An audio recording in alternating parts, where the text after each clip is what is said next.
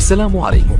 لا تنسوا الاعجاب بالفيديو والاشتراك في القناة تشجيعا لنا لنستمر بنشر المزيد إن شاء الله.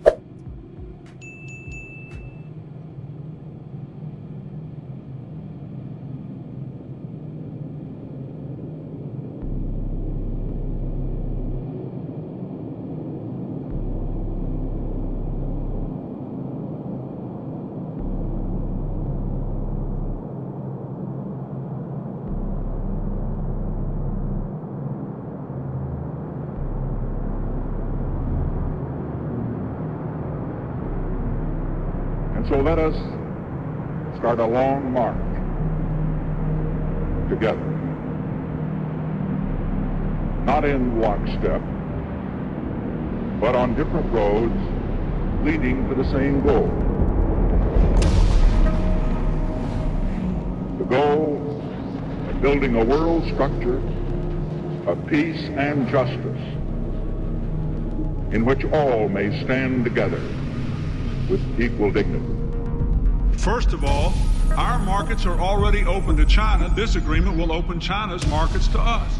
I would call our relationship with China very positive and complex. The free market is the greatest force for economic progress in human history. I will make a great deal and lots of great deals for the American people. Believe me.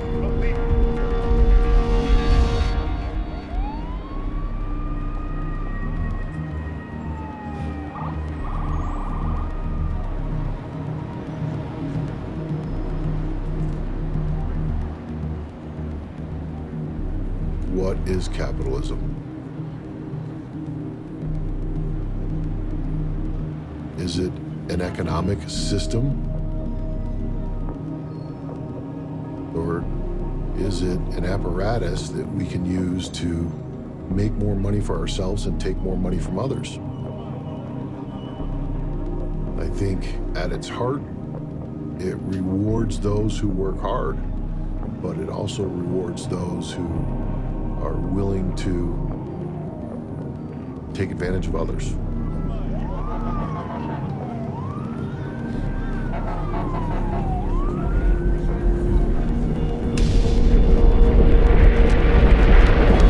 There are no good guys in this story,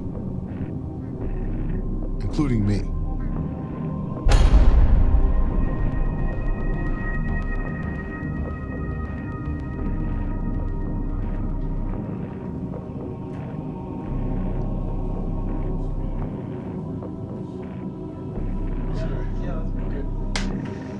What's your earliest memory from childhood? That's a trick question. Is it? I was not expecting it. I don't know what my earliest memory from childhood was. I imagine I was 2 years old and I was busting a fraud somewhere. This is Dan David.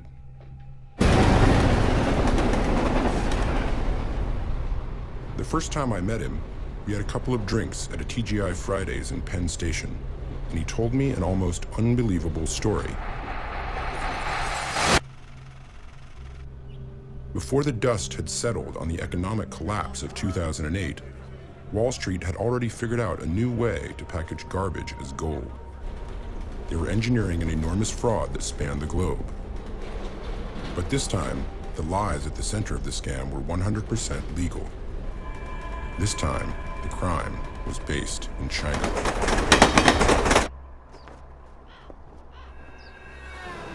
Dan's part of the story begins here, far from Wall Street. The small investment shop he ran with his partner Maj had just been crushed by the stock market crash. People who had hedge funds in 2008 closed their funds and started a new fund. Chris, you got anything? Finishing working on what I'm working on now. I'm just gonna... We decided right away we weren't going to do that. We're going to make everybody their money back. They needed big gains, quickly. But with the whole Western world on the brink of another depression, prospects seemed bleak.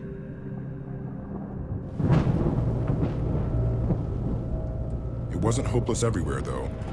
The people in the know steered Dan to China. It was this exploding market.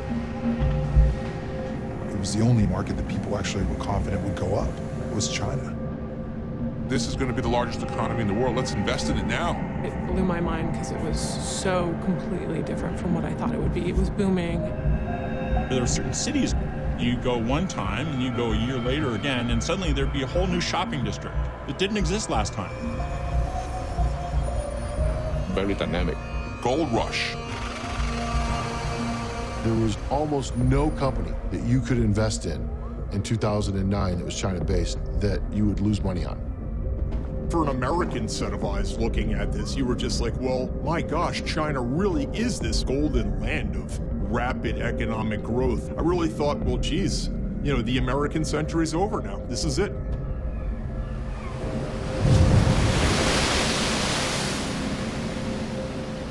Everyone wanted a piece of China. There was just one problem. Foreigners like Dan couldn't invest directly in Chinese markets. That's where the small California bank, Roth Capital, came in. Roth found a niche that the big banks had overlooked, taking small Chinese companies and listing them directly on US stock exchanges. Now, Dan and others like him could participate in the Chinese economic miracle, and the bank's young salesman had the chance to make a killing with the right pitch. Hey Jed, how you doing today? Great, what do you got? Well, we're working on this new company. Would you like to hear about a transaction? 2 days go by, 5 days go by. Do you have any interest in this? This is what we feel the company's capacity can go to after this acquisition. These are fully registered securities. What do you want to do? If they did have interest, they would come back to you. Yes, yes, yeah, I'm interested, $2 million worth. Put me in for that. Okay, great. And that would be it. I tried to make myself be in the flow. Think of a running river. 21 million bucks? It's a pretty good fee. So let's say this is fair. I'm worried that the numbers don't hold up from China. Well, I never got asked that. No one ever asked that.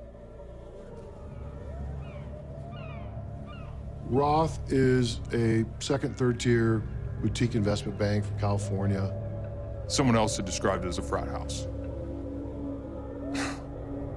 Roth Capital would get behind small companies and push them out into the market. They definitely were heating up 2010, 2011. Roth was well known for doing China deals at a time when we were looking. We went to a couple of Roth conferences. It was a good time. Roth Capital Partners has been organizing conferences for years in Orange County, California. This has got to be the best conference in America. Company after company you may have never heard of before makes pitches to people with money. And their business model was kind of simplicity itself. They'd have a 3-day extravaganza, 100, 150 companies, and these CEOs would be saying, for these 6 or 7 or 8 or 10 reasons, we think we're going to grow revenues 75% next year. China has gone in the last few years from interesting to important. And then it turns into entertainment time. Snoop Dogg, Billy Idol, dancers, ice sculptures, Trojan theme night, buses, trains, planes, and then Baijiu, which looks like motor oil in a can. You drink and you drink. You ganbei, you cheers to somebody, and then they have to cheers to somebody else, and it goes on and on and on. The Chinese wanted to see what kind of a person you were, and some of them felt like the more drunk you got, the more of your natural persona would come out. The master of ceremonies at these conferences was often the bank's stage-diving chairman, Byron Roth.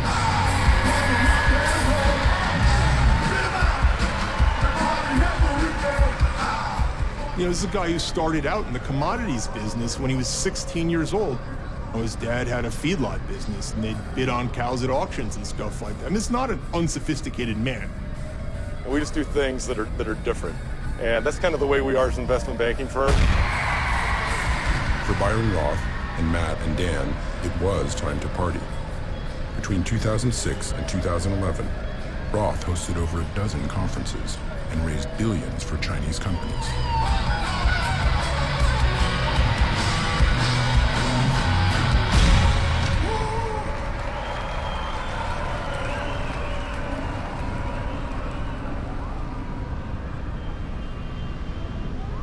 Roth wasn't the only bank cashing in on the China boom.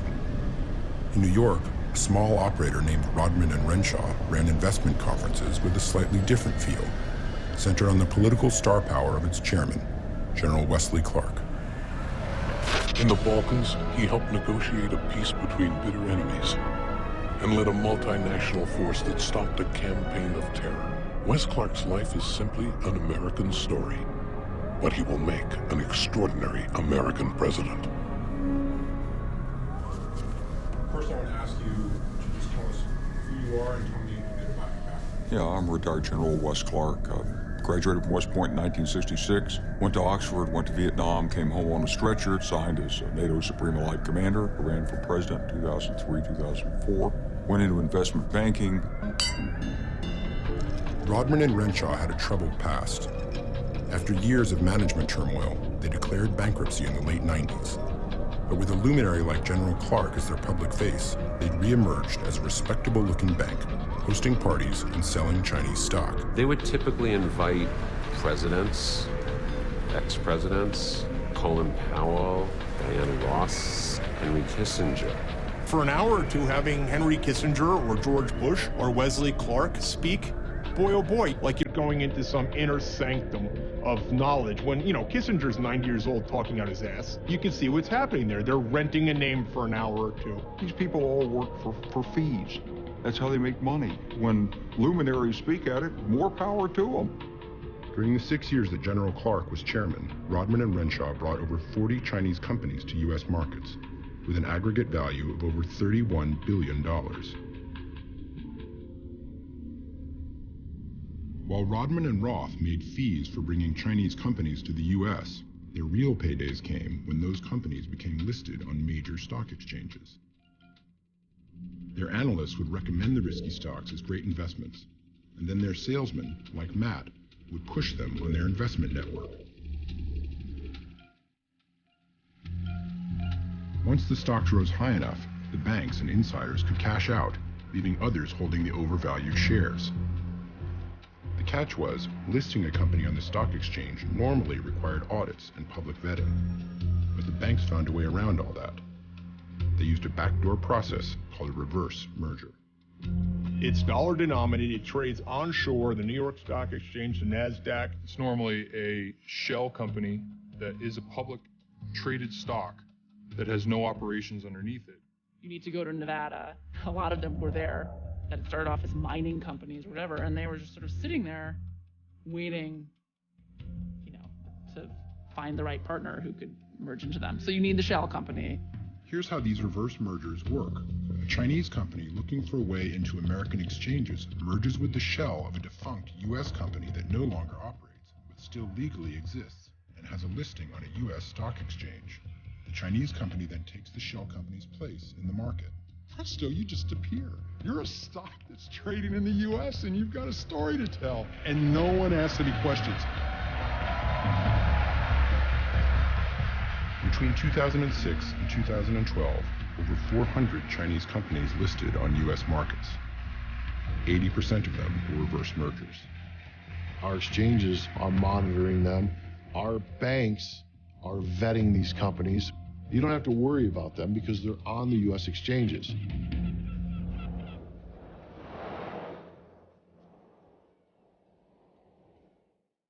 Oh, you're in Hong Kong? Late on the 30th. Between 2009 and mid-2010, the average China-based reverse merger was up several 100%. The average. Did you tell me what China did last night? We stuck with our value investing approach. And with that approach and with our guidelines, that took us to a lot of China-based companies. And we made several 100% on all of them. The Long Way Petroleum, bought them $1.50. We sold $5, $6, 500% profit. L&L Energy, bought them for under $2, sold it between $9 and $10. Kuta Coal, bought them for around $4, sold them for around $7. Great company. China Agriculture, CAG-C, $9, sold them at $28. All great companies. We were back.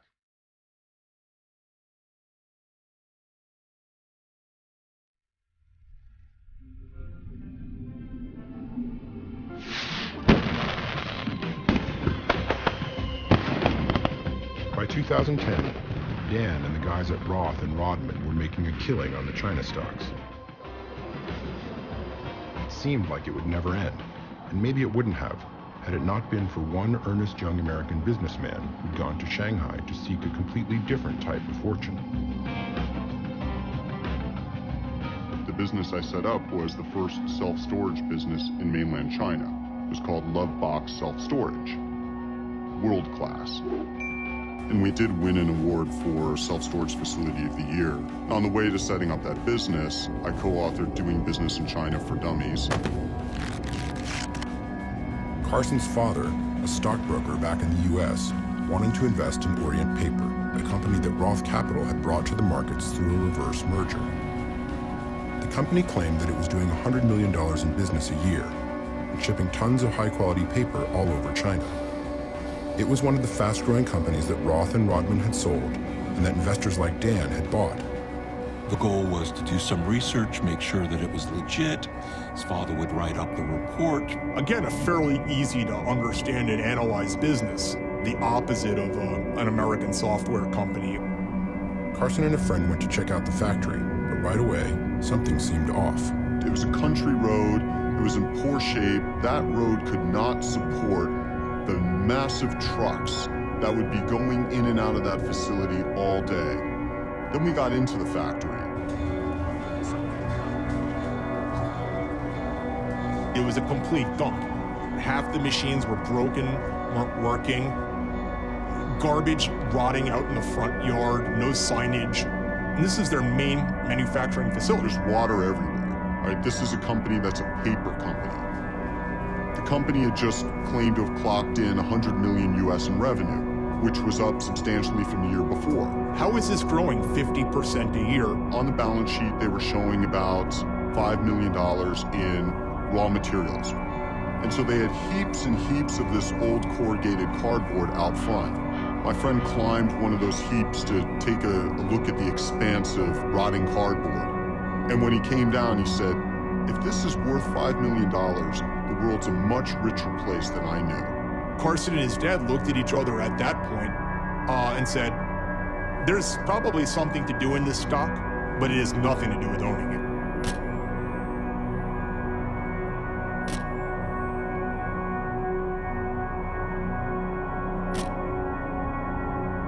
This business was a complete sham. This is going to zero. It's a total fraud. I've never seen anything like this.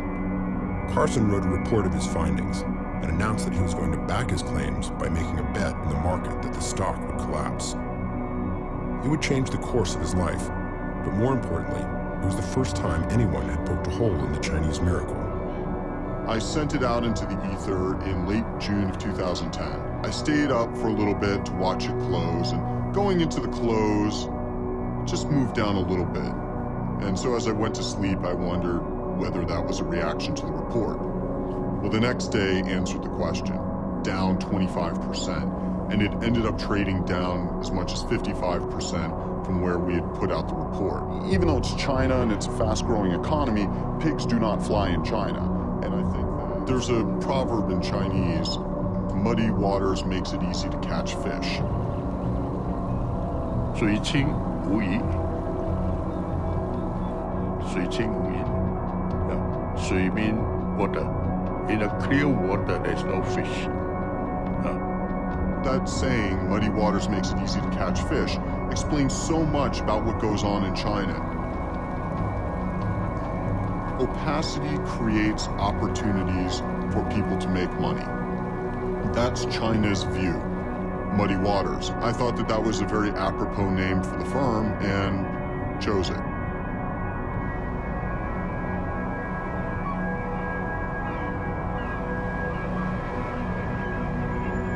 The Muddy Waters report was the first major claim against a Chinese company, and it began to resonate throughout the industry.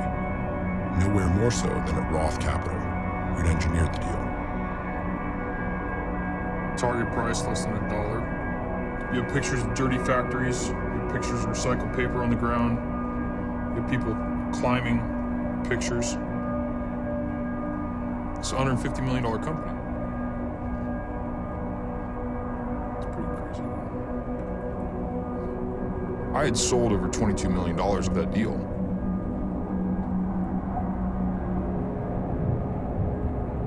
I remember going into Byron's office, asking what's going on here. What was going on was that the company had deployed a classic move in the reverse merger playbook. Get a stamp of approval from a trusted source. Deloitte & Touche should come out with an independent investigation saying that the company was accurately telling about its financial statements. In the mortgage crisis, banks used rating agencies to disguise crappy mortgage bonds. Now, Orient Paper was using an even more recognizable cover, one of the big four global audit firms. Every day, all around the world, Deloitte professionals are making an impact that matters. It turns out that dozens of Chinese reverse mergers used the same trick, hiding shady financials behind audits from the big four. It was like handing investors a shiny, thin file stamped, "Trust me." Because when it comes to living our purpose, it all starts with integrity. Whether it's Deloitte or PwC, they expect these brands to have significant value wherever they are in the world. But in actuality, the way these partnerships are structured is that each office is its own entity. So they were able to dollarize renting their name out effectively. All they hoped was that this company didn't collapse. Many of these companies will say, well, look, we're being audited by Price Waterhouse. No, they're not. They're being audited by Price Waterhouse China, which is like a franchise. It's not really Price Waterhouse. In the United States, whenever we've had a massive fraud that we've been short, people always ask me, well, who are the auditors? And I always say, who cares? It's important to understand, and most people don't know this, that the financial statements are prepared by management, not by the auditors. Auditors' job is to simply review management's work. And if management is trying to hide something or has co-opted the auditors, they will hide it. If hiding it doesn't work, they opt for Plan B, hire a good lawyer. Orient Paper brought in Mitch Nussbaum of Loeb & Loeb to respond to Muddy Waters' allegations. Mitch had helped bring dozens of Chinese companies to market, and he knew how to fight back. You have short sellers who go ahead and put a short position on the company and throw all sorts of allegations against it. Nussbaum's firm led an investigation, whose unsurprising conclusion was that Carson's allegations were false, and that his report amounted to slander. How do I know what anybody's telling me is true? It's a huge problem. It's a huge problem. All right. Let's talk about a case where you did a type of forensic investigation, Orient Paper. I wouldn't be prepared in these circumstances to discuss or present any more or additional information than what we disclose publicly, because that wouldn't be, appropriate.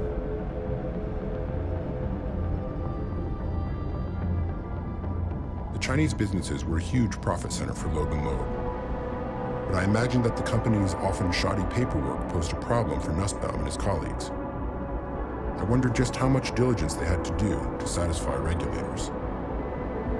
Forget about the lawyer, forget about the banker. The banker doesn't go into the books and records of the company. The lawyers don't go into the books and records of the companies. We don't go check to see whether the shipments were received. We don't go visit the customers' homes. I mean, no law firm does this. No law firm does this. This is the part of the story where I had to do a double take. All of the people who we think of as gatekeepers, the lawyers, the bankers, the auditors, the people making good money to ensure that the markets are clean, weren't doing anything of the sort. They simply processed the necessary paperwork, took their fees, and moved on. If the companies were lying, so what? The answers that I was receiving was insufficient to thwart my concerns, and I didn't feel they were thorough enough answers to questions. And that's when everything significantly changed for me. My eyes were open to this concept that there was another side to this company. I knew what my job was. I knew what I couldn't do if I was sitting in that seat still. So for me, it was quit, go take a break, and see what happens. I want to fart.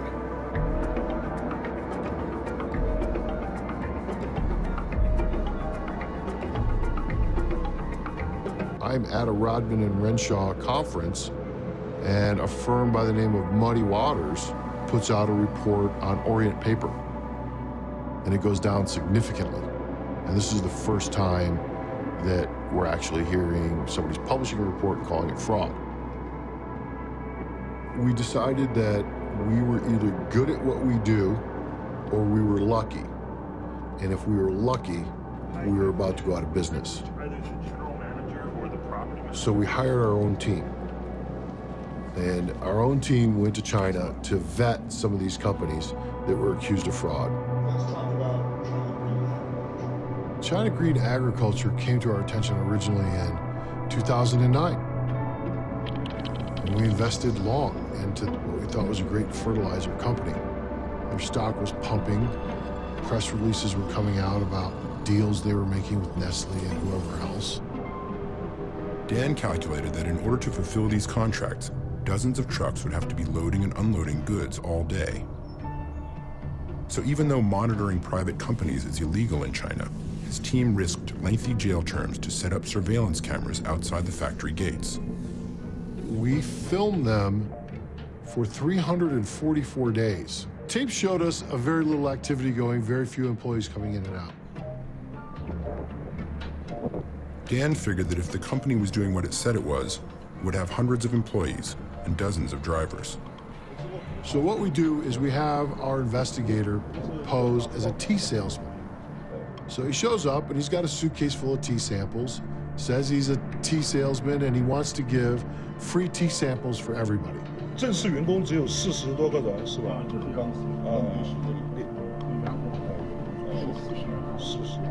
然后你们司机的话。So tell me how many employees you have here so I can give you enough samples. We get that answer. What did it mean that they only had one truck driver? It meant that their volume was vastly less than they had claimed.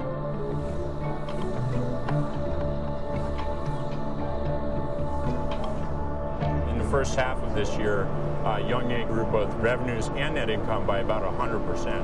Calling out China Green Agriculture meant that Dan was also questioning the integrity of some of the guys he'd ridden the China stock wave up with. Guys like Crocker Colson, a stock promoter who pushed this stock and dozens like it. So that's another fertilizer story that we were, again, this kind of goes back a fair ways for me. I believe that was an organic fertilizer. It was also supposed to have, I really don't remember a whole lot about that company. What we came up with is they were doing 10% of the business that they claimed. And then the fight began. Puts out a press release calling us terrorists, saboteurs, criminals. There was a statement from 5 Beijing finance professors who alleged wealthy and sophisticated short sellers from overseas were robbing small Chinese investors and ignoring risks of market instability. They didn't cite any evidence. Just to be clear, we put a lot of effort into try to weed out companies, before representing them, and then to flag problems, serious problems if we saw them. There was no way to know which were the good actors and bad actors. A gate guard knows what's happening. So we went to the investment banks, we took them our evidence. We said, look what we found. If you hire us and our team with due diligence, you'll have a better product to sell to the American people. They said, get out of here. You're telling us to pay you not to collect 10% fees on every transaction done through this bank. The less we know, the better. And by the way, if you tell anybody what you found, we'll sue you. Go back to Skip Back. So we went back to Skip Back. We published our research. Dan's report laid out his allegations against China Green Agriculture. The stock trades for $1 today. It turns out nobody believes it. What happened to the chairman? Nothing. I mean, he's kept the money. And that's what this is all about, right? That's $113 million that is just poof vanished because they never really did that kind of volume. Dan realized he'd made money off of companies' lies, and it gnawed at him, because he knew he'd crossed into what a lot of people see as the dark side of finance, short selling.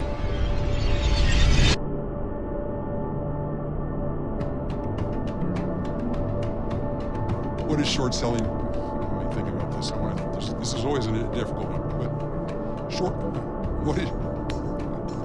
Well, the first short economically was probably some transaction between, two Cro-Magnon person promising some other Cro-Magnon part of a saber-toothed tiger. This is Jim Chanos. He's the dean of short sellers, and he's brought down some of the biggest frauds in history. If you want to think about short selling, all kinds of commercial transactions are short selling. An airline that sells you an advance purchase ticket, for example, is shorting you a seat. Short selling is betting that a stock is going to go down as opposed to go up. So shorting a stock, you'll often hear it referred to as borrowing shares. This is where a lot of people get confused. Here's a simple way to think of it. Say I want to short sugar. I think that sugar is overvalued and it's going to cost less in, say, 6 months than it does today. I see a business opportunity. I go to my neighbor and borrow 1 pound of sugar. Then I turn right around and sell that sugar for the going rate of $1 a pound.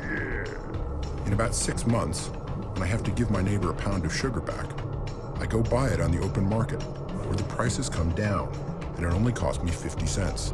I give my neighbor a pound of sugar back, plus a little extra for interest, and pocket the 50-cent difference.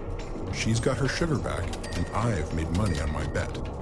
You want everybody else who's trading in that stock to believe what you're saying if you think that the company's a fraud or you think that something about the company is not true. The person that's most attracted to short selling is probably those that have been dropped on their heads at birth. They're iconoclasts. Do I believe that their motivation was justice for the world? No, I think their motivation was to profit from this. It's about cleaning our financial markets. It's about stopping a fraud. What I really want to do is I want to reach in. Remember this guy, Dick Fuld? He ran Lehman Brothers, the bank whose collapse set off the financial crisis in 2008. He's got an opinion about short sellers. Rip out their heart and eat it before they die. There are a lot of problems here. There are a lot of problems here. When I bet against a company, it's because I believe that they're misrepresenting. And their trend line doesn't matter to me at all. I am somebody that will bet against fraud.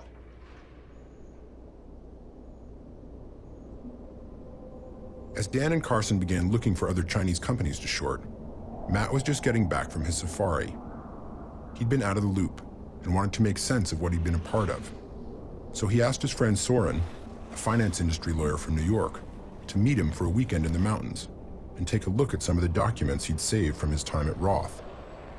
In the process, they would discover a new way to look at the whole landscape of fraud. Matt said, just look at these companies. Tell me what you think.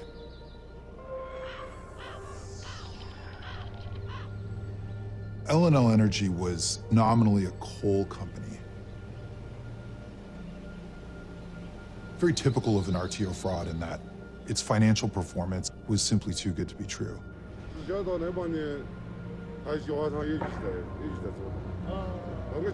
notion that a small reverse merger from rural China could somehow efficiently mine and process coal so much better than the best coal companies in the world was just not credible.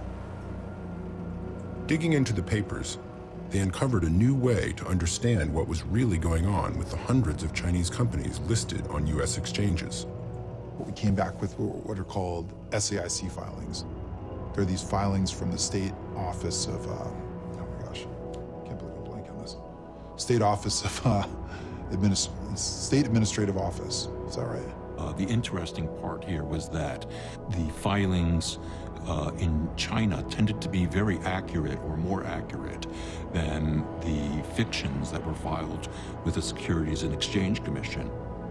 In China, a company might accurately say they made $10 million, while in the US they could report making $100 million or more. These SAIC filings were dead reliable. They showed exactly what was going on.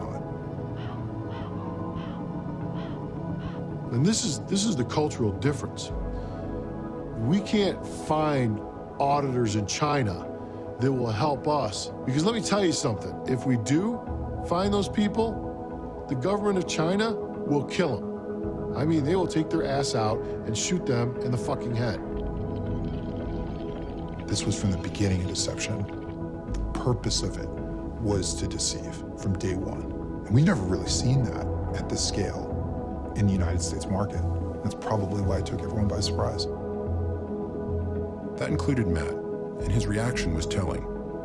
Maybe it says something about human nature, about why we keep getting into these messes. He realized that hundreds of millions of dollars in Chinese reverse mergers that he'd sold were frauds. But he didn't react with shame, just pragmatism. He wanted to make sure he got a piece of the ride down. So he switched sides and became a short seller, like Dan. I did it and made 78% in 4 days.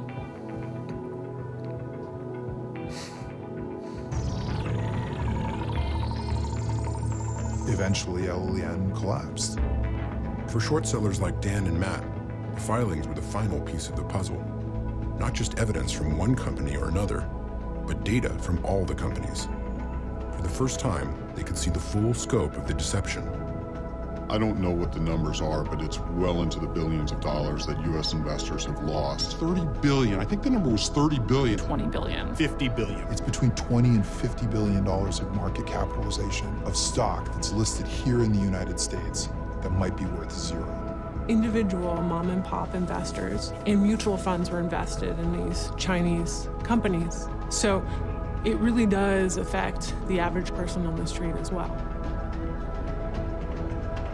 If this one company is so brazenly fraudulent, what does that say about the rest of the market? Over 300 reverse mergers with businesses operating in China. This whole thing could be fraudulent. And that money could never be recovered. And if you got caught, there was no consequences. When you talk about the investment banks, especially the bigger ones, fraud is baked in to the income statement. How many investment banks have had to pay fines this year for fraud? Wells Fargo? Check. Bank of America has in the past? Check. Morgan Stanley has in the past? Check. Nobody's gone to jail, it's a fine. So it becomes part of what you budget. You budget for fraud. Maybe Dan's fixation on fraud comes from the fact that Flint, Michigan, where he grew up, was the victim of a kind of fraud. Big companies made big promises to the people who lived there, and in the end, they couldn't keep them. Dan saw firsthand how lies coming from corporate offices actually affect real people on the ground. Where other finance guys see market machinations, Dan sees his hometown busted, full of ghosts.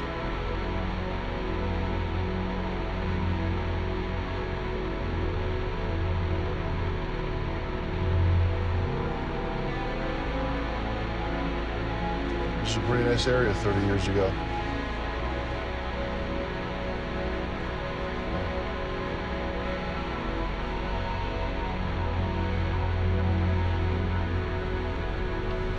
This was a school. By today's standards, it was pretty violent. I mean, I can't even imagine 10, 11, and 12-year-old kids swinging bats at each other today.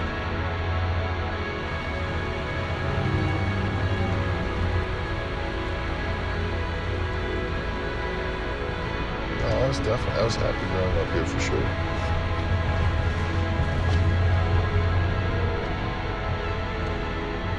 Companies lie. Companies lie. Companies have companies' best interest at heart. Not a community's, not a people's. The people need to have their own interests at heart.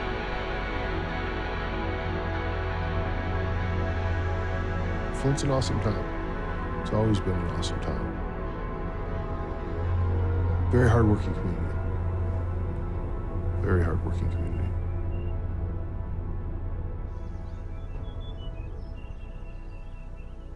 All right, look. I saw myself growing up in Flint and staying there forever. And then the jobs were gone.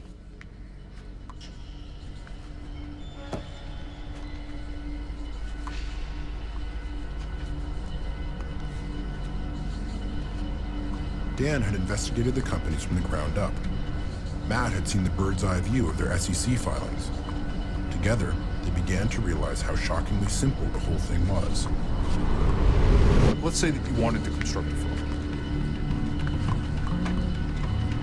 What you would do is you would have a factory, you would have a chairman, and then he would find someone, a gatekeeper, for example. A finder says, this is your business. What could you do with $100 million? He would help with connections with auditors, legal, tier 3 banks. This operator in China would be like, well, it'd be a game changer. I'd buy up my competition, I could do this, I could do that, I'd be this big. Get to the United States. This guy or this company in China would say, okay, I'm gonna get you your $100 million, but this is what you have to do. You have to tell people that you're already this big. You just had to make sure that you checked all the boxes in order to get it to be sold. And don't worry, because if they even find out that we're lying, you won't go to jail, you're in China. All you needed was the collusion of a couple of players, and you could defraud anyone you wanted. And if we're lucky enough to get the money and they find out you're lying, you get to keep the money. So there's really no risk here, I'll do all the work. All you have to do is continue to tell the lie. You know, if you're going to be the CEO of a company, you've got to be educated. Gone to college, got an MBA. These guys had zero of it. Zero. A lot of these guys came from second, third tier cities in China. They came from a different way of doing business. Like running their own candy store type of way of doing business. A Chinese chicken farmer does not wake up one day and understand how to defraud the U.S. capital markets. From the creation of these little companies, it's all about stock market fraud. Once Dan, Matt, and the other shorts figured out the basic characteristics of the China frauds, they started taking them out, one by one. Cole, the chairman, stole investors' shares. Sino Clean Energy, Super Technology. This company puts advertisements on buses. They would crush coal, mix it with water, and that was energy. Phenomenal. They hired none other than Loeb & Loeb to sue us. China Integrated Energy. For weeks and weeks and weeks, there was nothing happening at this company. All of a sudden, things get turned on, lights start working. The next day, Rodman and Renshaw shows up with a busload of investors, take a tour of the facility, get back on the bus, leave, all the lights go back off. Rodman investors invested a bunch. You continue to find really interesting anomalies in China. I talked to the people who are running the industrial gases that were feeding a steel mill. We're making a profit on this now. And then they said, yes, but there's a problem. It seems that the gauges were wrong, and we did not deliver as much gas as we charged the steel mill for. I said, when did you find this out? They said, just last week. I said, and how much were the gauges wrong? By the exact amount of our profit. It's very strange.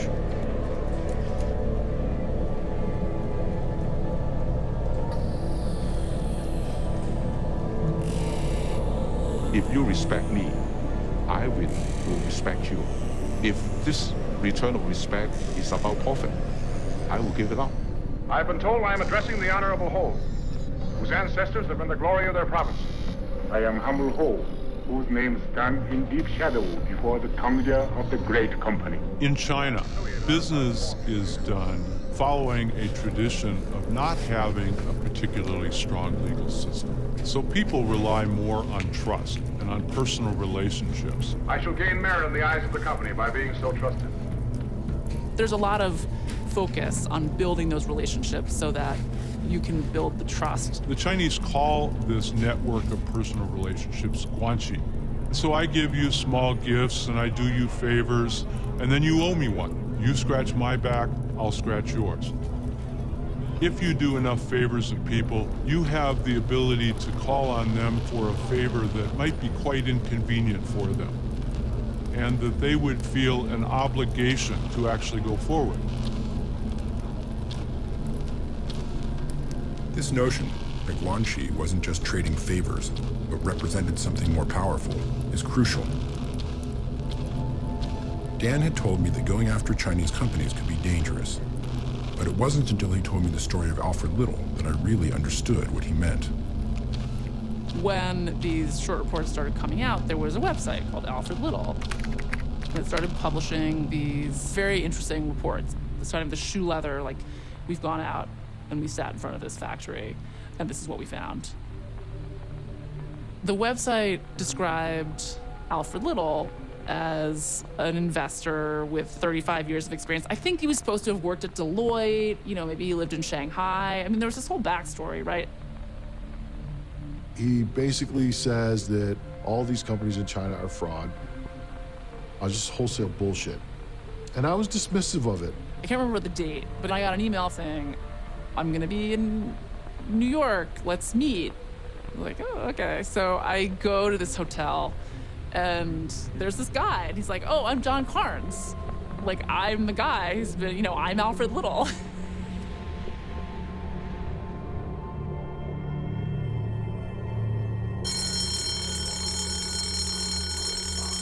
As one of the few Westerners still working as a short seller inside China, Carnes knew how to be careful and cover his tracks.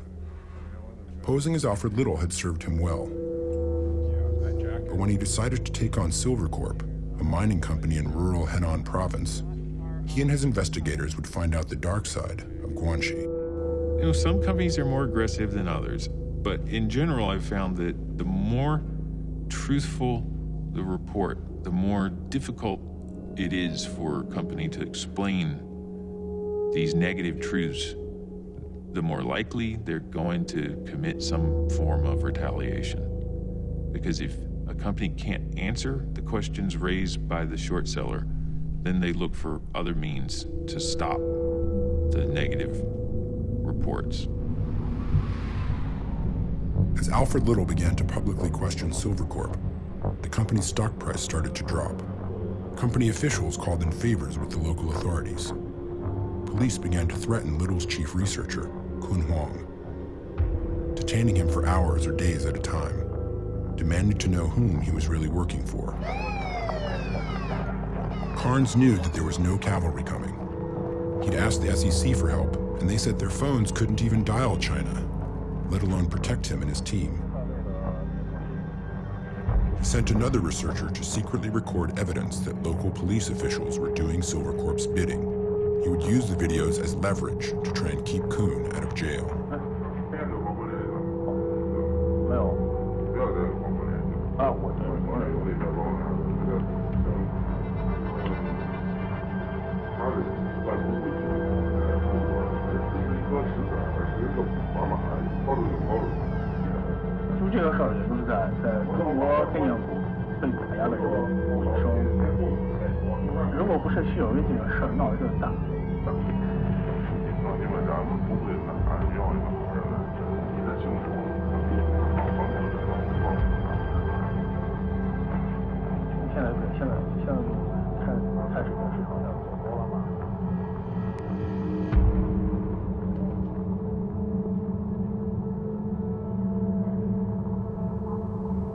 应该是我们调查这个做调查的谢尔威公司是在2011年的应该是5、6月份开始的。当时是有其他的这个基金的人就说告诉我们说，这个谢威这间公司是一个银矿，在中国的银矿然后它的这个银矿的这个品位相当高的。Kun had made secret videos of Silvercorp's underperforming mines and some of the local officials they had bribed. He was detained briefly twice in late 2011, and officials promised to leave him alone if he would expose and denounce Alfred Little. He refused, and later that year, he was stopped at the border as he tried to flee to Hong Kong. 我是一个，因为没有人也没告诉我，你可以去和你的律师谈，你可以找个律师，因为当时我进去是没有任何人知道，就说外界人不可能跟我联系，我也不可能跟外界。我知道这个办案人员是和西有公司，他们是想真的想这个报复。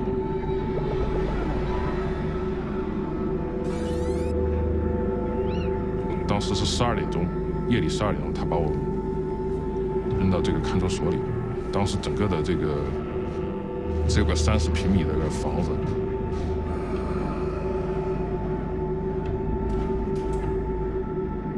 里面地上都睡的到处都是人，连站脚的地方都没有。我当时是很害怕，我不知道这个他们会把我关在这里多久。我并没有说是这个做任何违法的事情。最后我在中国的监狱里被关了2年。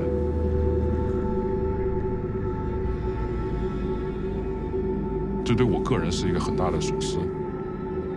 对我的这个家人也是一个很大的损失，但是我觉得我做的是对的事情，正义最终是会战胜这个邪恶。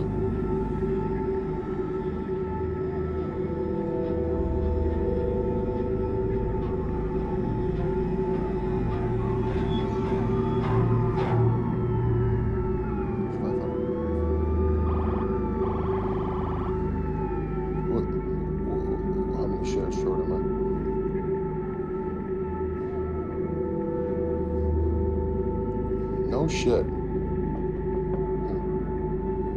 Before John was exposed as Alfred Little, Dan thought he was a crackpot. Now, along with Carson, Matt, and Soren, they're part of a loose-knit tribe. Activist short sellers chasing down frauds in China. Most of them are realists, believing the market finds the truth on its own. Dan is different. He takes it personally. Keeps going to the psychologist once a week. That was a great thing you did, though. Not cutting him loose. Taking care of him while he's over there. How many of these other guys we know would have just cut him loose? We owe him a lot. Kuhn's imprisonment changed Dan. As far as he was concerned, this wasn't about just uncovering frauds anymore. It was about right and wrong. His friend had gone to jail, and millions of people were being ripped off. He wanted government action, even if it meant putting himself and the other shorts out of business.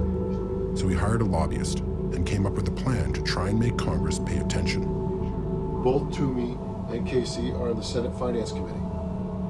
So what I was asking for is a Senate Finance hearing. You're talking to staffers who bounce from meeting to meeting to meeting to meeting to meeting. So I think a lot of people don't even know this really happened. Anyone I talk to that involved in the stock market doesn't even know. A lot of people don't know. So here's the frustrating part. There's a first meeting that we had with Toomey staff. He actually suggested after an hour and a half a letter writing campaign. Right. Number one, welcome to 2016. But I guess those still work. Two, I spent an hour explaining to him that nobody knows they're being ripped off. How do I get people to write a letter about what they don't know is happening? If we give up, you know what happens out of Washington? Nothing. You have to be at the hearing. You have to consider yourself an expert. That's why we're going to Washington. That's why you're trying to affect change. It's a very frustrating thing. Mm-hmm. And I just don't want to hear how the world works anymore.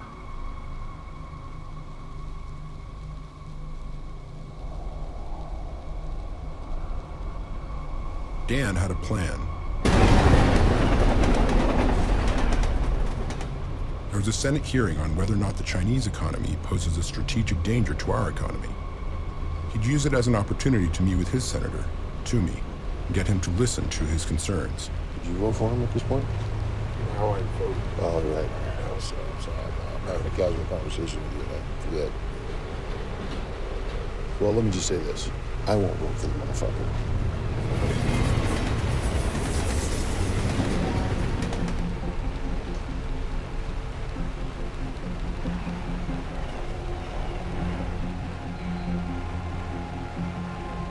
I think that there are a great many people that it's their job to give a shit.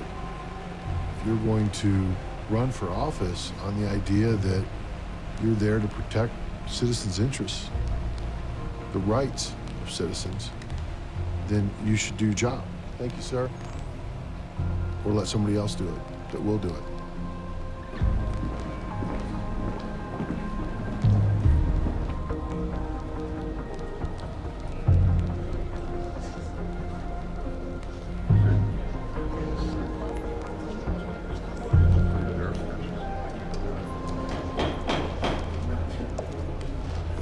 Today, the committee will hear testimony on the Chinese economy and the risk it may pose to the United States.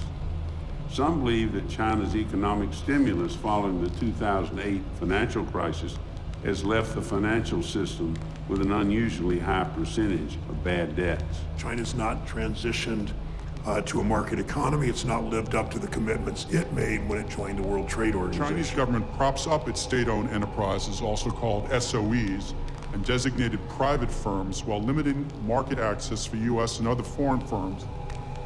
Dan had hoped that Senator Toomey would address some of the questions he'd raised with his staff.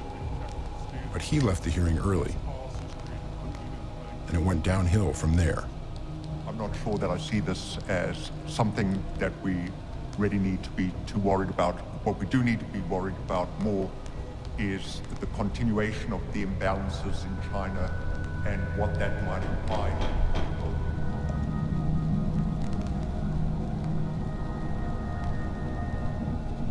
How fast is the Chinese economy growing? I don't know exactly. We don't have reliable figures.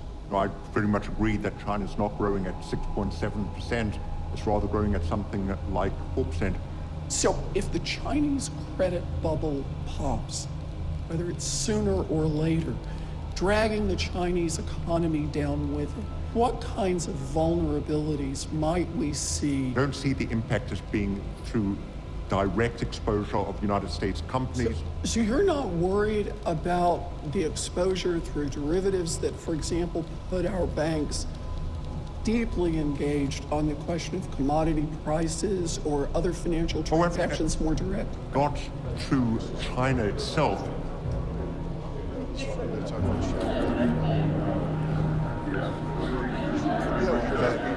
Dan David, I believe Tom gave you my book there. Oh, yes. Yeah, I think you can find that out. That's right. That's right. If you read that and you're interested, I'd love to talk to you about it. It's a couple $100 billion in fraud, and it continues. It's not over. It goes on every day. Yeah, any one of them. Very cursory and dismissive and generic, anecdotal. The only thing I heard at the end was Shelby saying, you know, we got to face reality. That was it. Okay, the reality is they're going to do nothing about it. Right. The biggest, you know, you can guarantee losing by not doing anything. That's right.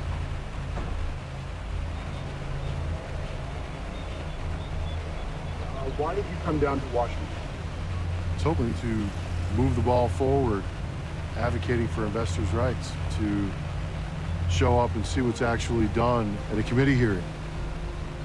What happened at the hearing? Not much.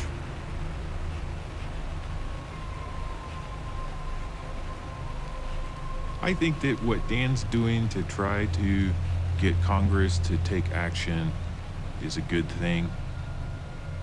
Do I think that's the way to solve the problem? No, I don't think so.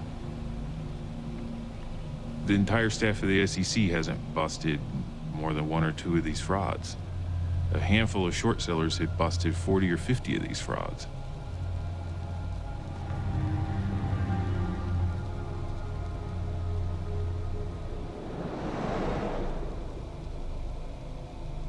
Coach, you need one? Excuse me, ladies. Can I get you anything? Soda, water, beer? Pop.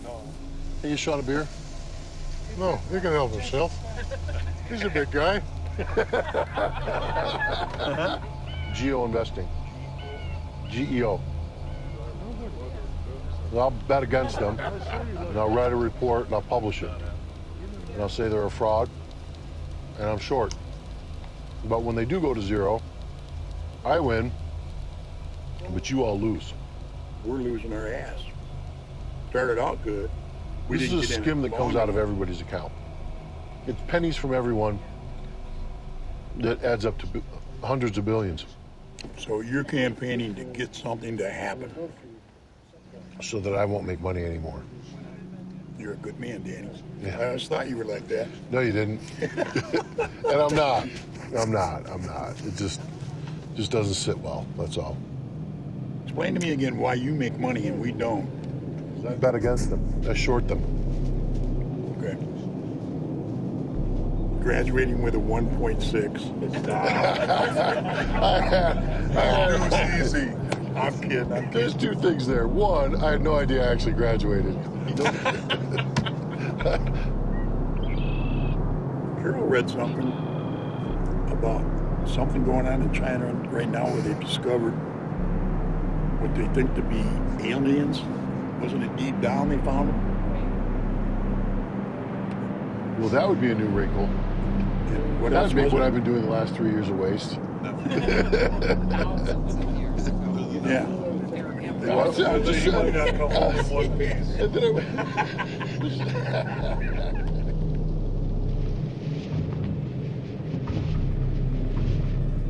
the end of the day, investors counting on the SEC to save them from their own lack of due diligence or greed are kidding themselves. We have more opportunity in our markets than anywhere in the world. But at the same time, we don't have a regulator that looks over our filings and says, I'm going to protect the public from this.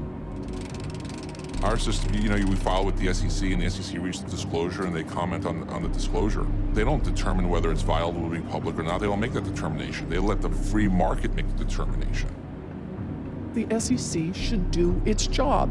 Your job is to look out for investors, but you've put the interests of the Chamber of Commerce and their big business members at the top of your priority list. It is the SEC's job to protect investors, but it was chartered in the 1930s, at a time when stock prices rolled off of ticker tape and the markets closed at 4. Now, they're outgunned and outmanned, like Keystone cops chasing the Starship Enterprise.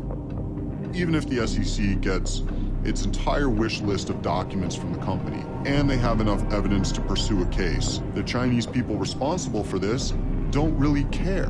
When somebody breaks the law here, there is a process where they're accountable. At some point in a China-based company, that accountability ends, and it ends at the ocean. This is one of the first things that Dan ever told me. In China, it's not illegal to steal from foreign investors. I couldn't believe the SEC would allow companies to list on US markets if it really had no way to police them. So I found an employee of the Chinese State Financial News Agency who was willing to take a risk to confirm the truth. 我的英文名叫 Summer， 我主要是在一家证券媒体。但是据我所知，你说的这种情况，就是他在这个美国市场，他做虚假信息披露。 他发布虚假信息，这个好像国内没有手段去制约他，就国内的监管部门没有手段去制约他。据我所知，如果我在家里做假货，我在国内做假货，那肯定是要被查处的。从理论上来说，我肯定要被查处。但是如果我是到国外去，我去跟投资者说谎话，那么这个行为可能这个国内的他没有办法去管。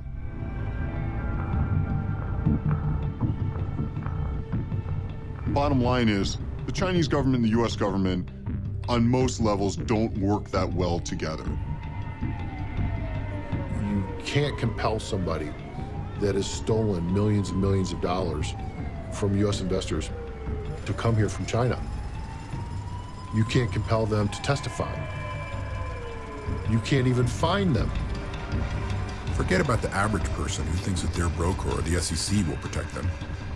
Even someone like Crocker Colson, who worked inside the system, couldn't find out what was really going on with these Chinese companies. You're in an alternate universe. There's kind of this arms race to do the simplest things. You can't even look at the bank statement. You can't even go into the local bank and ask them. A lot of times the manager of the local bank will actually reprogram the books of the bank to make it look like the books of his client are better than they are. Anytime you have a country like China where information is not easily obtained, any society like that is a much greater risk. In the United States, we can go directly to a firm and we can subpoena those records. To get records out of China is significantly more difficult, if not impossible. If you want to set out to be a criminal, probably the best place to be a criminal is someplace with no cops. And that was China. It was the Wild West.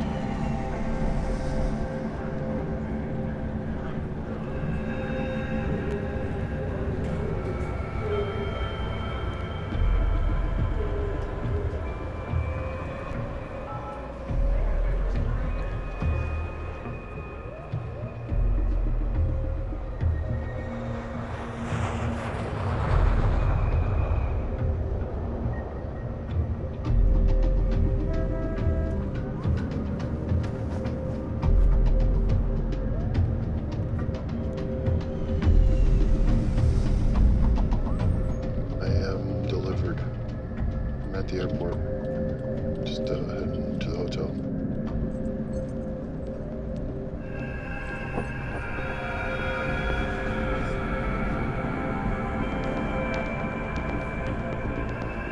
Dan was like Nicolas Cage in that movie where he's the only one who knows that the world is going to end.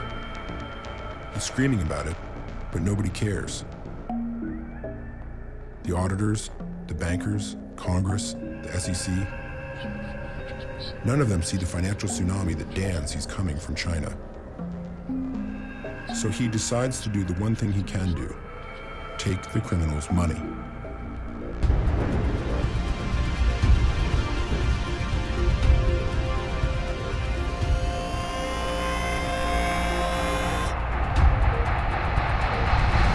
Their share count has ballooned from a whopping 4.9 billion shares 4 years ago to 6.5 billion shares today.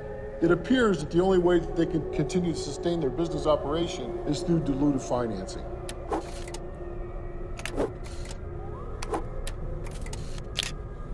Normally, Dan publishes his reports online, but this time, there's too much at stake.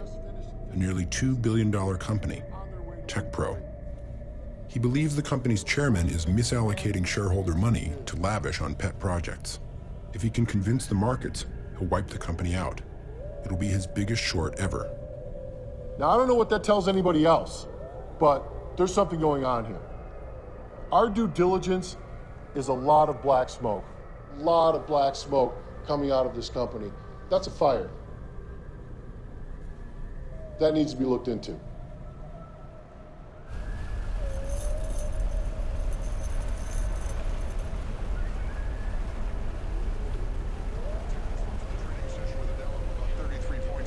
You said it would have been a mistake for the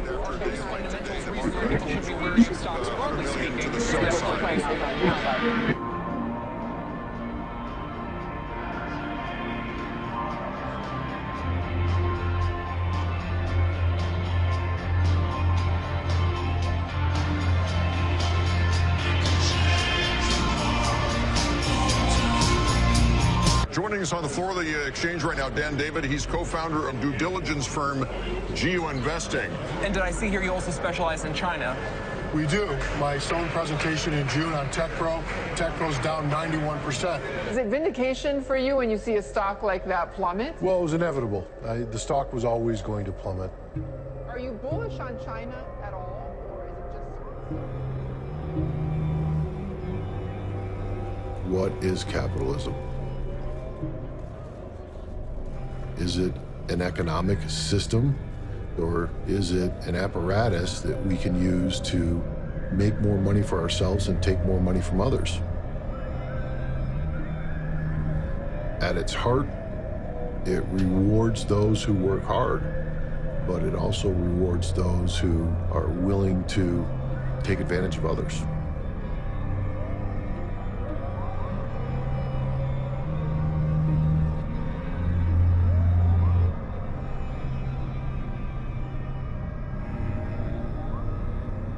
When we describe a fraud like this one, we use terms like white-collar crime to distinguish it. But really, it's just theft, in its way as violent as being mugged in the street. It can be traumatic to chart the trail of personal loss. How much was stolen from each pension fund, each retirement fund, each of us? The real story is the aggregate value. It's the investors who, by the end, were mostly retail investors. These were mostly just people playing the American stock market who looked at the financials and believed them. That money is money that belonged to individual mom and pop investors who thought, hey, I want to be a part of the China growth story. And they also shares that belong to mutual funds like Vanguard that manage money for example, the New York Times, right? The employees, my pension fund money.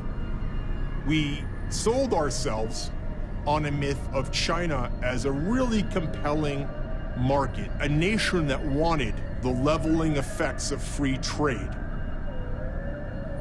You should have known better. But isn't that what I would pay if I have my money in Fidelity? Isn't that why do I pay these guys? I don't know. I don't pay them. I don't give them any of my money. It's like a game of musical chairs.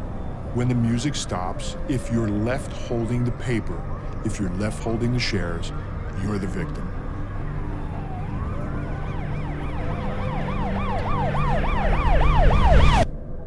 Okay, my name is David G., and I live in Atlanta, Georgia. My name is Ray Snyder. I'm a print and broadcast journalist in Newport, Tennessee. Tom Snodgrass from Spring, Texas. What attracted me to U.S.-listed Chinese stocks were the high returns. There was a lot of hype about them and a lot of attention. I was hoping to have a nice retirement egg for my wife and myself. I do not have a retirement plan at my job. My wife doesn't have a retirement plan at her job. Roth Capital issued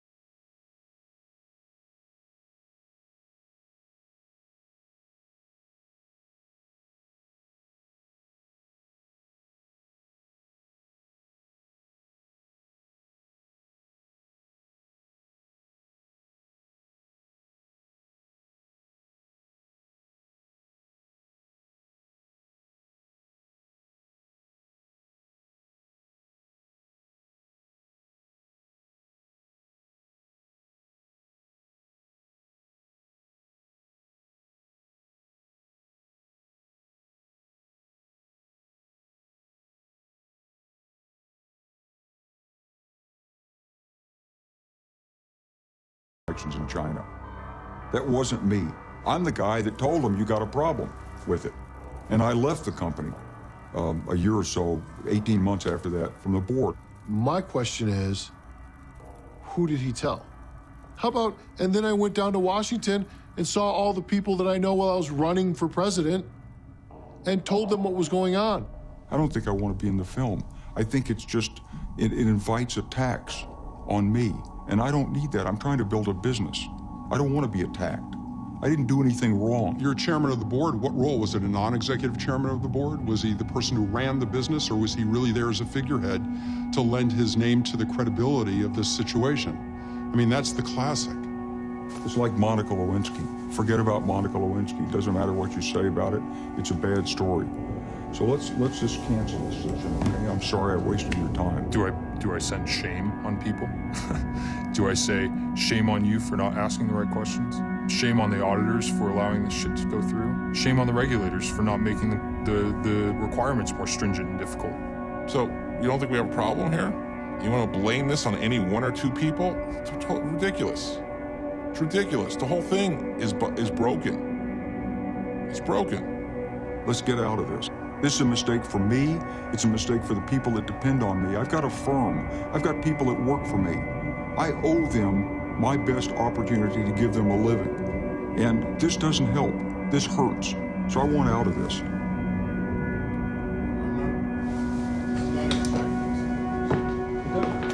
It's not that that's not my intention, or is that?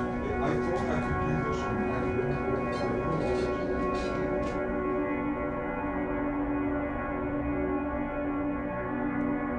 China is fundamentally a broken or fucked up societal system. The people who get to the top by breaking rules. Good people who want to play by the rules get stepped on and pushed to the bottom of the pile. This in some ways has nothing to do with China. If you gave American management teams that incentive structure, oh my God, we'd have the same amount of fraud here. It was just a no-brainer for them. Bulls versus bears, constantly. And now that I'm deemed a bear, I don't know if I'm ever going to be able to go back to the bull side.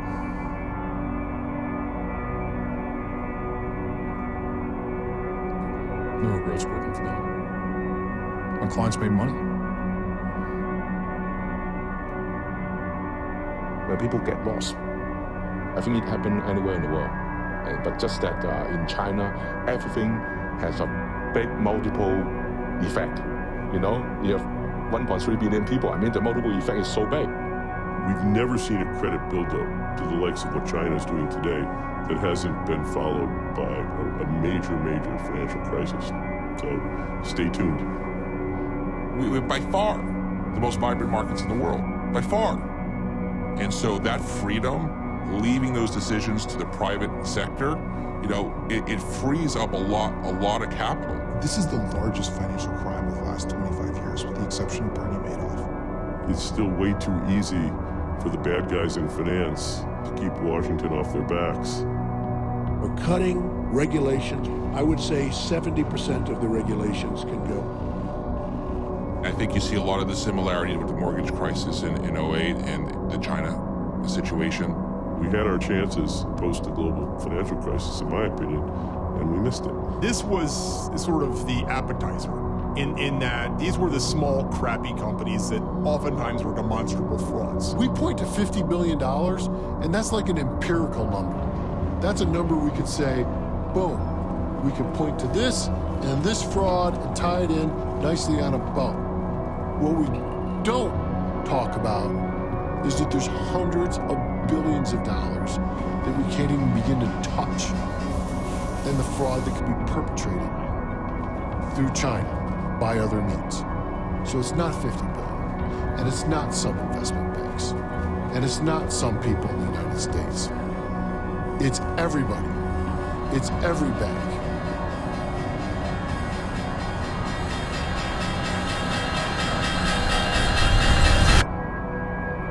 Whether they know it or not.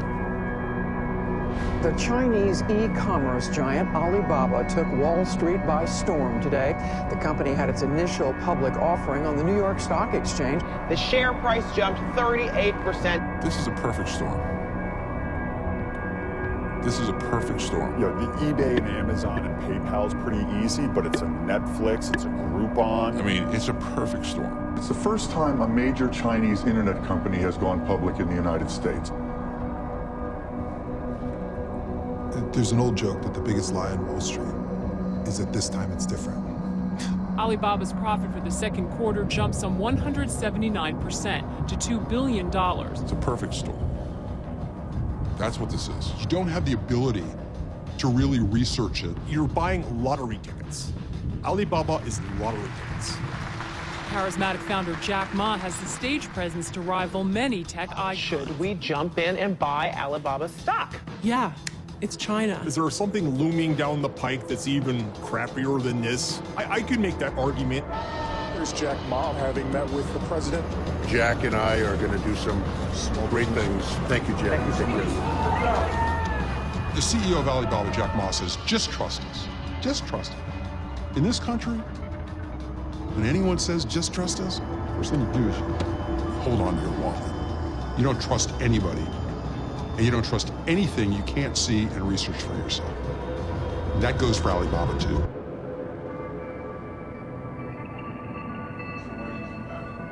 Welcome. They're lying.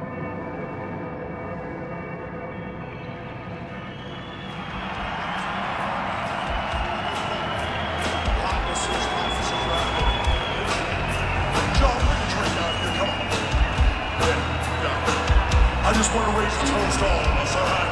I want to raise a toast to an awesome 2015, to a great year, to being blessed, to everything you want. Here it comes, all right? Let's raise them up.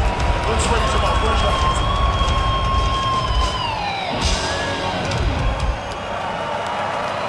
Give us some house music. Let's keep this party going.